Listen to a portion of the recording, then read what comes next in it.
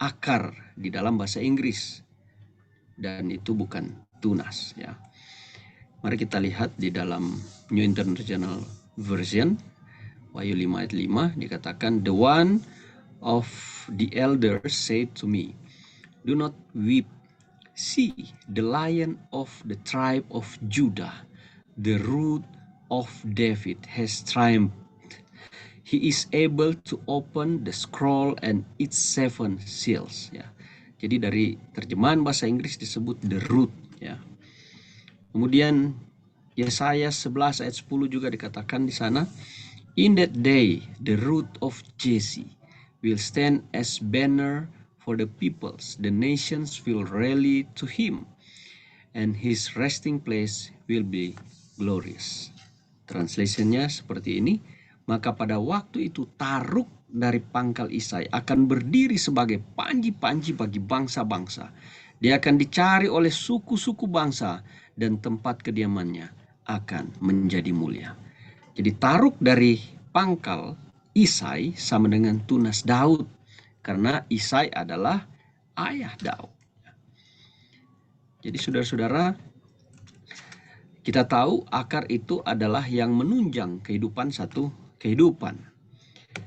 Kristus disebut sebagai akar Daud untuk membuktikan bahwa dia sudah ada sebelum Daud ada.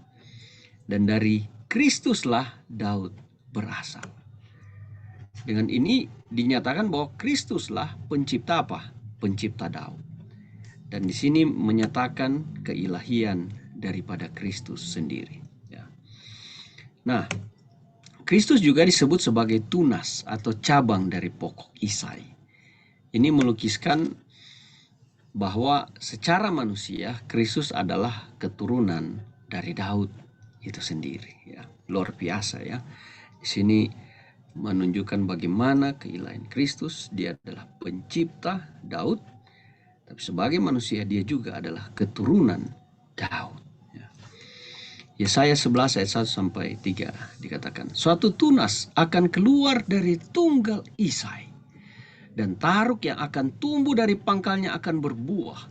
Roh Tuhan akan ada padanya, roh hikmat dan pengertian, roh nasihat dan keperkasaan, roh pengenalan dan takut akan Tuhan. Ya, kesenangannya ialah takut akan Tuhan. Ia tidak akan menghakimi dengan sekilas pandang saja, dan menjatuhkan keputusan menurut kata orang." Inilah nubuatan akan datangnya Kristus, ya, Mesias dari apa? Tunggal Isai. Okay. Kemudian lanjut di dalam Wahyu 5 ayat 5 dikatakan, "Ia dapat membuka gulungan kitab itu dan membuka ketujuh meterainya." Ya.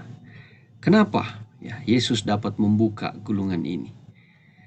Karena dia telah menang, ya. Yesus telah menang dari dosa, ya. Menang dari maut. Dia telah kalahkan maut. Dia telah pergi ke jurang maut. Dia telah kalahkan maut, dan dia telah bangkit dari kematian, menang atas maut, sehingga dia dapat membuka gulungan apa? Kitab tersebut. Mari kita lihat beberapa ayat yang menunjang ayat ini. Di dalam Yohanes 16 ayat 33 dikatakan, "Semuanya itu kukatakan kepadamu supaya kamu beroleh damai sejahtera dalam aku. Dalam dunia kamu menderita penganiayaan, tetapi kuatkanlah hatimu. Aku telah mengalahkan dunia." Haleluya, saudara-saudara. Puji Tuhan, ini kabar baik. Yesus katakan, biarlah kita memperoleh damai sejahtera karena kita menderita. Hanya di dalam Yesus kita mendapatkan damai itu. Bukan bergantung kepada manusia, kepada dunia ini. Kita dikuatkan oleh Yesus karena Yesus telah mengalahkan dunia ini. Dia telah menjadi pemenang dari dosa. Dia telah menang atas maut, sehingga kita punya pengharapan, ada sukacita, ada kemenangan bersama dengan Yesus, saudara-saudara. Kemudian Roma 6 ayat 9 katakan, karena itu kita tahu bahwa Kristus sesudah ia bangkit dari antara orang mati, dia telah kalahkan maut dan bangkit dari kematian. Dia tidak mati lagi. Maut tidak berkuasa lagi atas dia. Amin. Inilah kemenangan di dalam Yesus. Berbagai cara manusia untuk mengalahkan maut, berusaha dengan berbagai teori, membangun konsep bagaimana supaya tidak mati atau supaya tetap hidup kekal. Tetapi di dalam Yesus kita mendapat jaminan bahwa tidak ada kuasa maut lagi di dalam Yesus, karena dia telah mengalahkan maut itu. Inilah kabar baik bagi umat-umat Tuhan. Inilah kabar baik bagi saudara dan saya. Dia adalah pemenang bagi kita. Kemudian kita lanjut di dalam Wahyu 5 ayat 6. Maka aku melihat di tengah-tengah tahta dan keempat makhluk itu, dan di tengah-tengah tua-tua itu berdiri seekor anak domba seperti telah disembelih, bertanduk 7 dan bermata 7. Itulah ketujuh roh Allah yang diutus ke seluruh bumi. Dalam ayat ini dikatakan Yohanes melihat seekor anak domba seperti telah disembelih, dan itulah yang melambangkan Kristus yang dilihat oleh Yohanes sebagai seekor domba yang telah disembelih. Nah, kalau kita flashback pada waktu Yesus terangkat ke surga, di mana dia disaksikan oleh begitu banyak orang yang menyaksikan, bukan 1-2 orang kemudian mereka make a story, buat cerita, atau hanya 1 orang bikin cerita sehingga tidak ada bukti, tapi begitu banyak orang yang hadir. Dan Yesus naik ke surga bersama dengan tubuh manusianya, lengkap dengan semua luka baik di tangan dan di kakinya. Ini menunjukkan bahwa selama-lamanya identitas Yesus sebagai Sang Penebus manusia tidak pernah akan lenyap oleh karena tanda-tanda bekas luka penyalipan itu. Nah, itulah sebabnya ketika dilihat oleh Yohanes, Kristus seperti anak domba yang telah disembelih. Kenapa? Karena dia tidak meninggalkan bekas luka penyalipannya itu selama sampai kekekalan.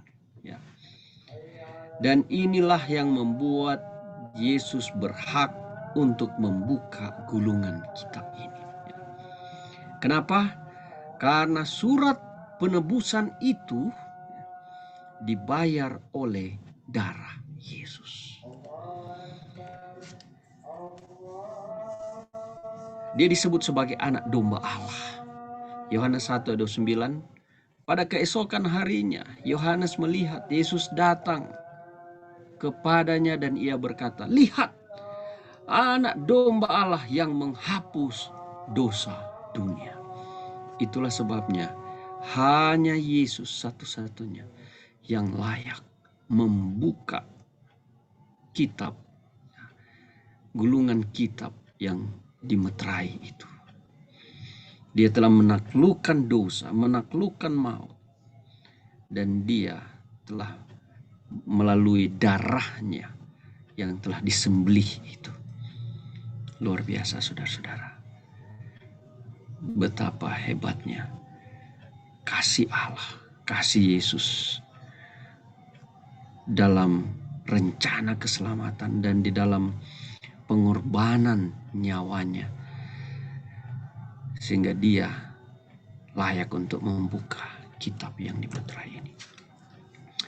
Kemudian dikatakan domba seperti telah disembelih itu bertanduk 7. Ya. Kita tahu angka 7 adalah sempurna. Ya. Nah, ada maksud lain juga dari kata tanduk. Mari kita lihat apa arti tanduk di dalam Alkitab, di dalam Daniel 7 ayat 24. Ke-10 tanduk itu ialah ke-10 raja yang muncul dari kerajaan itu. Sesudah mereka akan muncul seorang raja, dia berbeda dengan raja-raja yang dahulu dan akan merendahkan 3 raja. Jadi tanduk di sini melambangkan apa? Raja, kerajaan, atau kuasa, atau kekuasaan. Ya, itulah tanduk. Kemudian 7 tanduk ini melambangkan apa? Kuasa Kristus yang sempurna. Ya. Jadi itulah 7 tanduk tadi. Kemudian dia juga bermata 7. Ya. Dan dijelaskan langsung di sini bahwa bermata 7 adalah ke-7 roh Allah yang diutus ke seluruh dunia. Mata artinya dia mengetahui dan bijaksana. Jadi ketika melihat orang, tatap mata orang, saudara akan bisa menilai orang ini seperti apa. Ya. Katanya mata adalah jendela tubuh. Ketika kita mengamati mata orang, seringkali kita dapat mudah mengenal, wah orang ini smart, orang ini, anak ini pinter, kelihatan dari sinar matanya. Seringkali orang sebutkan begitu. Ada juga orang kalau matanya kayak nggak fokus, kayak ya ada sesuatu yang tidak normal, orang ada kelainan orang ini karena kelihatan dari tatapan matanya. Ya. Jadi mata ini menunjukkan pengetahuan seseorang atau menunjukkan kebijaksanaan seseorang. Ya.